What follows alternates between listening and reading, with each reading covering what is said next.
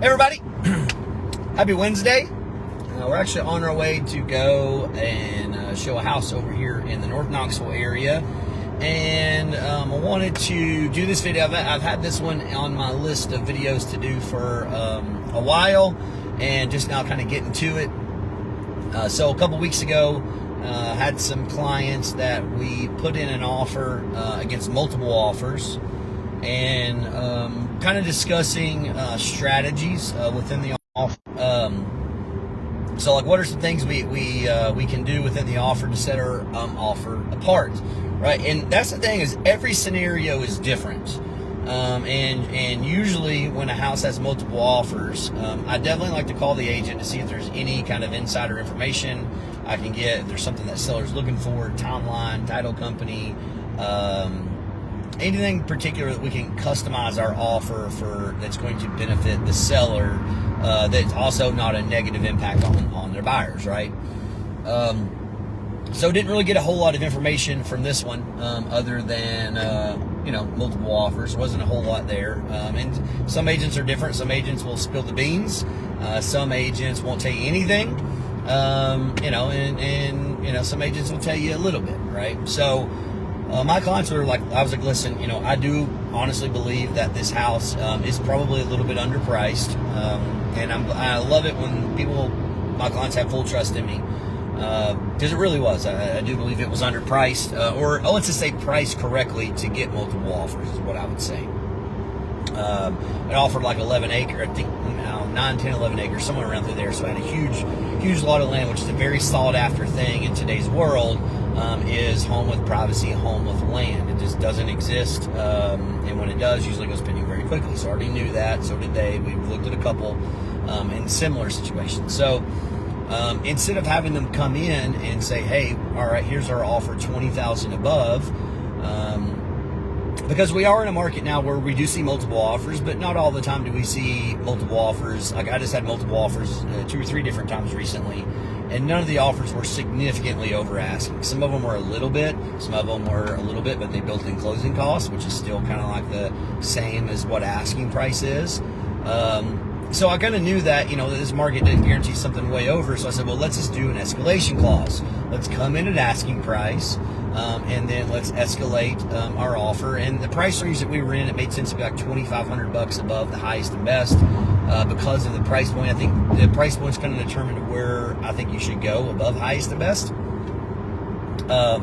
So we did that, and so we expected potentially come back and be 20,000 above, right? Up to 20,000 above. So we capped that number of what it can escalate up to. But quick, easy numbers. Let's just say if the price of the home was 100,000, we said we'll go 120, but $2,500 above the highest net offer. If somebody went 110, our offer would automatically jump to 12.5, right? 112,500 bucks.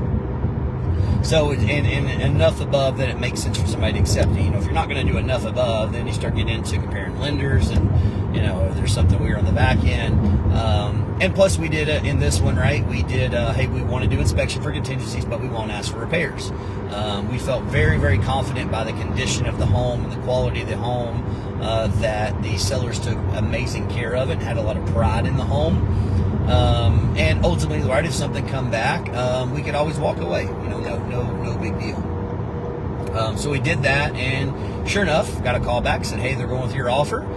But basically, there was no offers even better than asking price. You had a lot of people that were under it, or potentially asking for closing cost, which is probably the case. So we ended up at asking price. We ended up not going basically at 1 penny above, when my buyers were willing to go up to $20,000 above. Now, there's all kinds of things in real estate that I kind of didn't know early on, right? As I started doing more and more contracts, I started learning the game more and more, getting more experience, right? Everything in real estate, like a contract, is as customizable as you want to do. Like, you can do so many creative things in real estate to get a deal to happen. As long as it doesn't involve, kind of like money on the table and fraud. You can be very creative, anything like above the table creativity, to get a deal done. You can do all kinds of stuff. And that's where I think really experience does come in to handy, because, again, I'm at the point now, we're 500 contracts or so in my career, 162 2023, 162 in 2022. We're about 30 pending contracts right now, which is the busiest we've been in a long time. But I've seen 98% of the scenarios that are going to play out, right? There's always going to be that crazy thing that happens that I hadn't seen, because it's a 0.01% chance of happening. But when you do it, when you roll the dice enough, right, you're going to eventually roll snake eyes, right? Even though snake eyes is like a 30 to 1 chance. Or no, I'm sorry, it's like, what is it? Yeah, it's 31, 36 to 1, something like that. Something crazy. Yeah. I know the craps table pays out 30 to 1, so maybe that's where I got 31. Maybe it's 36 to 1 though. So yeah, I want to kind of talk about that, because there are always ways when people hear multiple offers, they usually, I don't want to get in a bidding war. I don't want to get in a bidding war. The bidding war is what you see on TV. A bidding war truly is not a real thing. Now, sometimes I'll even say the term because it's easy to get it related to a customer that maybe doesn't understand. But traditionally, what most people do, and this is what I do in a multiple offer situation, usually I'll talk to the seller. We'll do a deadline of, hey, 6 p.m. tomorrow, submit all final and best offers. But it's not a bidding war to where we then go and take offer 1 and call offer 3 and say, hey, offer 3, will you go 1,000 more than offer 1? It's at this price. And then we'll call offer 1 and say, hey, and so it's not an auction, right? Then we'll do an auction. So it's not a bidding war. And a lot of people don't, right? And so when I see buyers all the time, they say, oh, it's multiple offers, I don't even want to get involved with it. Like, you don't lose anything. It doesn't matter if it's multiple offers or no offers. You can always throw your offer in, as long as your offer, is acceptable to you, right? It's your offer terms. Now, are you going to be able to put an offer in $20,000 below asking price on a multiple offer home that just listed? I mean, you can. Are you going to win it? No. Traditionally, if it is multiple offers, right, it's going to be at or above list price.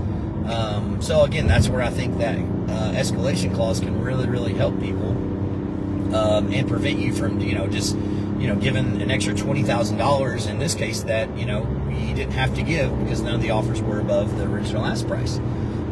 So just always a tip, something always talk with your agent. There's always creative ways to do and things you can do other than just purely pricing it for something on paper to get a home. So as always, there are real estate questions at this point too, right? If you haven't, do have an insurance broker's now fully independent. We can do anything and everything, or I can do anything, and there's no we, it's just me. So commercial, home, auto, all that stuff. Have my page up. Now I'm dabbling in a few things. I haven't opened up the floodgates or say, hey, listen, I'm taking anybody, everybody. I'm not there yet.